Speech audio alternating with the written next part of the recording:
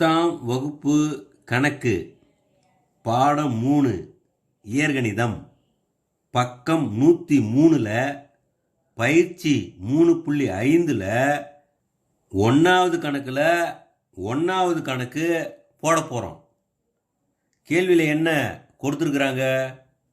சுருக்குக 4 x² y by 2 z² பெருக்கல் 6x z3 by 20 y4. இந்த கணக்கை சுருக்கி விடையை கண்டுபிடிக்கணும். போடலாமா? இப்போ தொகுதியில் 4 இருக்குது, பகுதியில் 20 இருக்குது. ஓர் நாள் 4 ஐநாங் 20 அப்படின்னு சுருக்கலாம். அடுத்தது பகுதியில் 2 இருக்குது, தொகுதியில் 6 இருக்குது. ஓ2 2 மூ2 6 அப்படின்னு சுருக்கலாம்.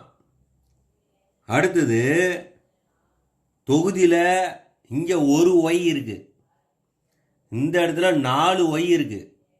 அப்போ ஒரு y போச்சுன்னா இந்த இடத்துல மீதி 3 y இருக்கும். இந்த இடத்துல பாருங்க, z² 2 z இருக்கு.